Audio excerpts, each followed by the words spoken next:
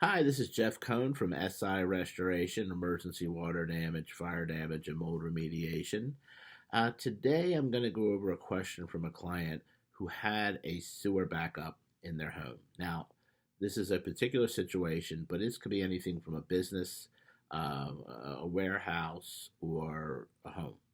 So in this particular situation, they had a backup and came from the toilet. Usually, it's the basement toilet or the lowest level of the home, and it backed up, and all over the big water was all over the place. And of course, the client said to me, "Listen," which is the usual response. Yeah, it came from the septic line, but it's clean water. And I said, well, no. The reason is because the reason actually is that it is a unhealthy septic situation because remember one thing that clean water that you believe is clean is actually gone through the septic line, the same septic line as the sewage that has been produced by the household members and therefore is affected. And then the other option that people don't think about is that your line sometimes your septic will go and water from your home will actually first join up with the public system that's outside your home in the ground and then backs up in that system and goes back into your home. You now have all of the septic possible problems and bacterial issues and diseases coming from your neighbors. Not to say that your neighbors are unhealthy, but you know the expression, you don't know where they've been. So, because of that, we have to make a grand assumption that it is, without having to spend the time in testing it for bacterial, is septic, is that in fact it's septic. So therefore, we're going to go ahead and assume that. So the question then becomes is, all right, well then what do you do?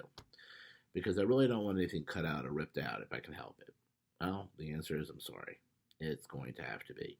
Um, there are no products that will guarantee or companies that will guarantee that drywall that gets absorbed by a sewer backup water process situation or any material that absorbs can be 100% disinfected and safe. Because of that doubt, materials that are hydroscopic, those are materials that are absorbent, like drywall, the walls are in your home, carpet, wood, like the wood trim around the walls and the wall base.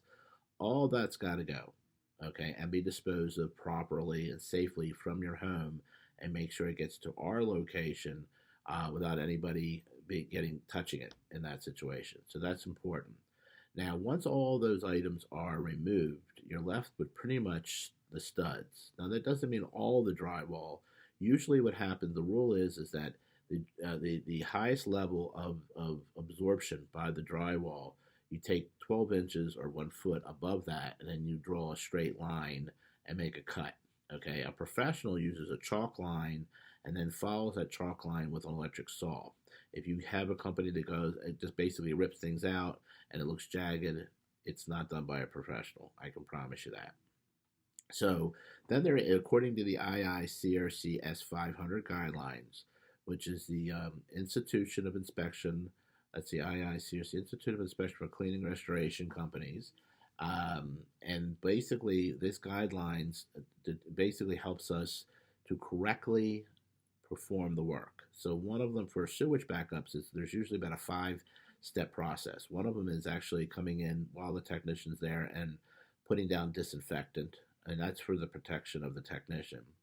And then basically after about 10 to 15 minute dwell time, they go ahead and extract and start cleaning up the area. Now, the second thing they're going to do, once everything has been cleaned up, is you're going to basically power wash the area. Once the area has been power washed, and I'm sorry, the reason for power washing is to make sure that like in concrete, there's cracks and there's little bitty stuff and all that. We want to make sure that nothing is left in those areas that could be like debris or whatever it could be to be in there. So that's number two. Number three is we go ahead and disinfect again. Okay, let that dry out. Okay, and then we go ahead and power wash one more time and then disinfect again. The idea is we really want to make sure this place is completely clean. Now, what we don't do is we don't rip out the studs. The studs are solid wood, and unless it's been sitting there for weeks, which it shouldn't be, um, you're most likely going to be able to just power wash, and if worst case, sand down those studs, and make sure that they're, yeah, actually, on the surface is debris because of the thickness of the wood. Even though it's absorbent, it's very thick. Now, one question I get is, well, how come, in a normal water damage, you put air fans down, but in a sewage, you don't? Well, I'll make it very simple. Fans will blow around the bacteria and actually get up into the system and actually may cause more injury by doing that. So, in a sewage backup situation, no air movers are used and only dehumidifiers. So, dehumidifier, now again, commercial dehumidifiers, not the dehumidifiers you bought from Home Depot. Like in the old days, they used to say Sears. But in these days, it's like your Home Depot, your Lowe's, wherever you buy your dehumidifier, those are residential dehumidifiers. The commercial ones you can rent at Home Depot, but you got to make sure they're commercial and the guy knows what he's talking about. Normally they don't because they're not experts. That's why you bring a restoration company in. So, besides that, that's pretty much in a nutshell the explanation of sewage backups. I'm sure I've left out details. I don't want to get too long because no one's going to listen to me that long.